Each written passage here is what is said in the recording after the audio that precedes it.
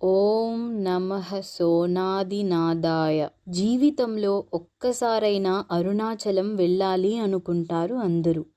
అలాంటి అరుణాచలంలో ఆ అరుణాచలేశ్వరుడి ఆలయం తర్వాత అంత శక్తి కలిగిన దేవాలయం దుర్గాదేవి ఆలయం. పురాణ కథలు కట్టుకథలు కాదని నిరూపించే దేవాలయమే ఈ దుర్గాదేవి ఆలయం. పురాణాల్లో చెప్పిన వాటికి ఎన్నో సాక్ష్యాలు ఈ ఆలయంలో ఉన్నాయి. చాలా మంది అరుణాచలం వెళ్తారు, కానీ ఇంత శక్తి కలిగిన దేవాలయాన్ని చూడకుండా వచ్చేస్తారు. అలా మిస్ అయిన వాళ్ళు ఈ వీడియోని చూస్తూ మానసికంగా దుర్గాదేవి ఆలయాన్ని దర్శించుకుని అనుభూతి చెందండి.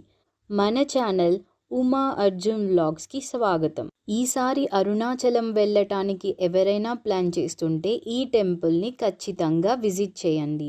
ఈ వీడియోలో ఈ ఆలయం గురించి పూర్తి ఇన్ఫర్మేషన్ ఉంటుంది. చివరి వరకు స్కిప్ చేయకుండా చూడండి. ఈ ఆలయ స్థల పురాణం చూద్దాం. ఈ ఆలయంలోని అద్భుతాలను అనుభూతి చెందాలంటే స్థల పురాణం ఖచ్చితంగా తెలుసుకోవాలి.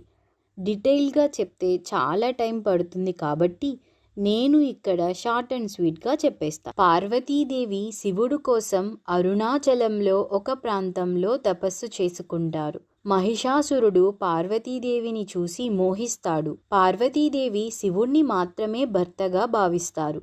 మిగతా అందరూ అమ్మకి బిడ్డలే.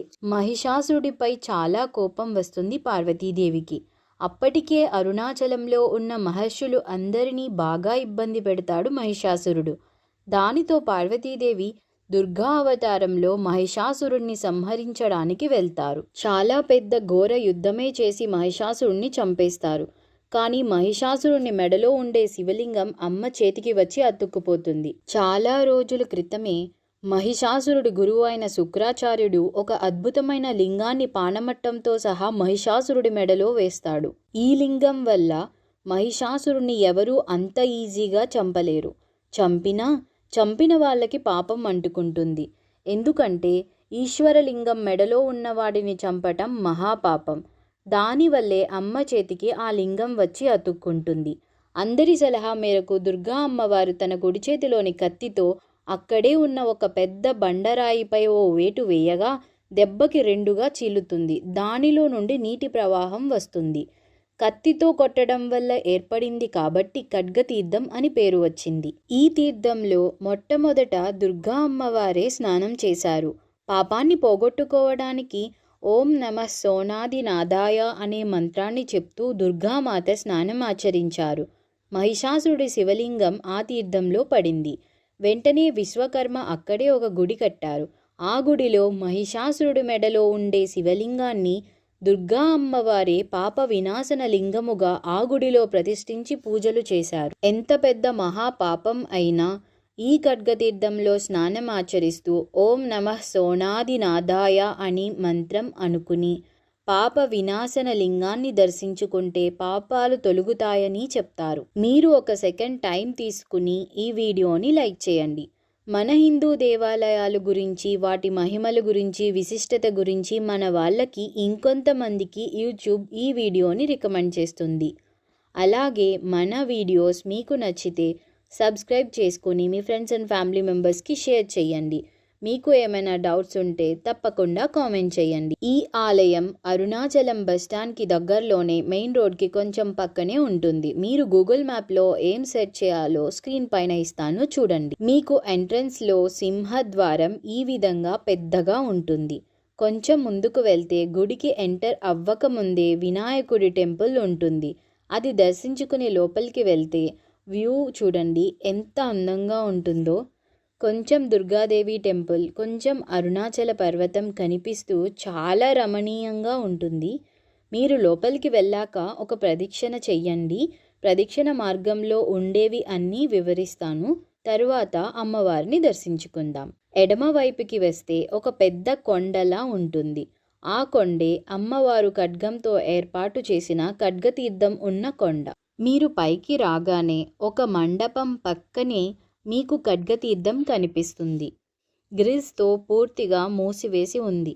మీరు చూడొచ్చు ఒక కత్తితో ఒక బండరాయిని కొడితే ఎలా చీలుకుంటుందో అలాగే పొడవుగా ఉంటుంది. అమ్మవారి ఖడ్గం ఎంత పెద్దది అయ్యుంటే మీకు ఈ ఖడ్గతీర్థం ఇంత వెడల్పు వచ్చి ఉంటుంది ఆలోచించండి. ఎంత వేసవిలో అయినా సరే ఈ ఖడ్గతీర్థం అస్సలు ఎండిపోదంట.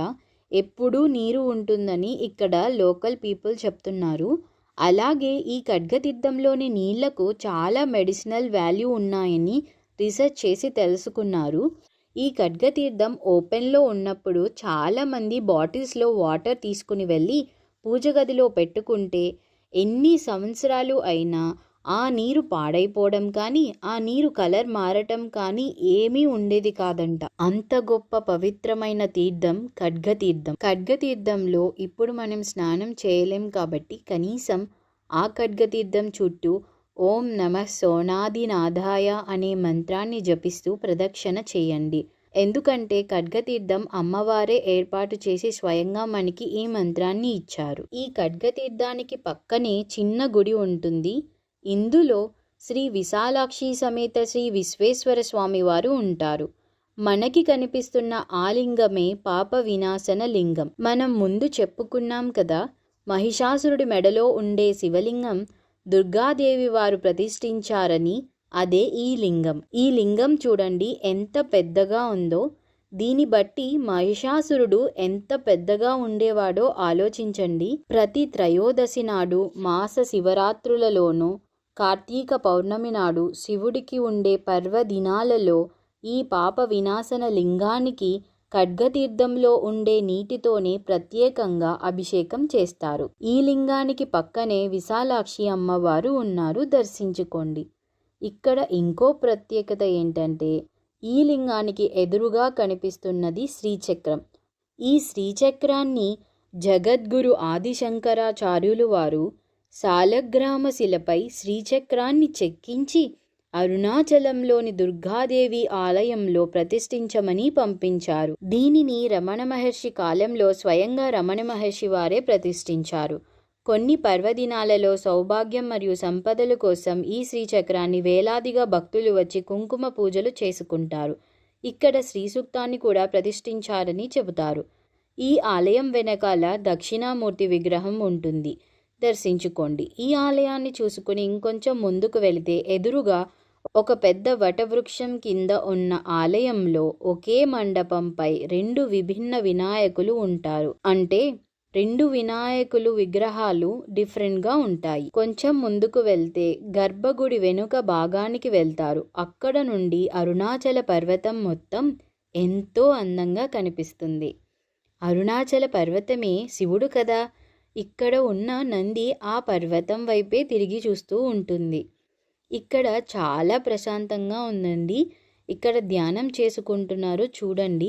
మనం కూడా కాసేపు కూర్చుని అరుణాచల పర్వతాన్ని చూస్తూ కాసేపు ధ్యానం చేసుకోవడానికి చాలా బాగుంటుంది.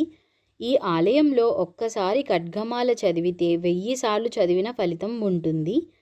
ఇంకా ముందుకు వెళ్తే ఒక ఆలయం వస్తుంది. అక్కడ స్వర్ణాకర్ష భైరవ ఆలయం ఉంటుంది. ఇక్కడ స్వామిని సేవిస్తే ఆర్థిక ఇబ్బందులు తొలగుతాయి. అలాగే ఇక్కడ కూర్చుని కాలభైరవ అష్టకం చదివితే చాలా మంచిది.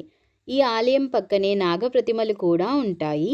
దర్శించుకుని ముందుకు వస్తే ఎదురుగా మండపంలో 6 అడుగుల ఎత్తులో బంగారు వర్ణంలో ఎర్ర చీర కట్టుకుని 8 చేతులతో శంకు చక్రాలను చేతుల్లో ధరించి ఉన్న దుర్గా అమ్మవారు దర్శనమిస్తారు. అమ్మవారి విగ్రహాన్ని చూడటానికి 2 కళ్ళు సరిపోవటం లేదు, అంత అద్భుతంగా ఉన్నారు. ప్రధాన గర్భాలయంలో అమ్మవారు ఏ రూపంలో ఉంటారో అదే రూపంలో ఈ విగ్రహం ఉంటుంది. గర్భాలయంలో దగ్గరికి వెళ్ళి అమ్మని చూడలేం కాబట్టి ఈ విగ్రహాన్ని ఇక్కడ ఉంచారు.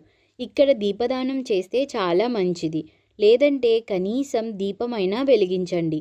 ఇప్పుడు ప్రధాన ఆలయంలోకి వెళ్దాం. ముందుగా అమ్మ వాహనమైన సింహం కనిపిస్తుంది.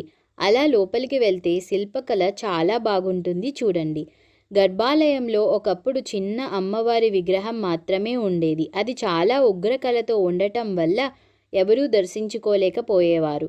ఆ చిన్న విగ్రహాన్ని పోలినట్టుగా పెద్ద విగ్రహాన్ని చేయించి రమణ మహర్షి వారు ఇక్కడ ప్రతిష్ఠించారు. ఈ పెద్ద విగ్రహం శాంత కళతో ఉంటుంది కాబట్టి అందరూ దర్శించుకోవచ్చు. అలాగే అమ్మవారి విగ్రహం మహిషాసురుడి శిరస్సు మీద నిలబడి ఉన్నట్టుగా దర్శనమిస్తుంది. ఈ ఆలయంలో రాహుకాల శ్రీ దుర్గా పూజ చాలా ప్రత్యేకం.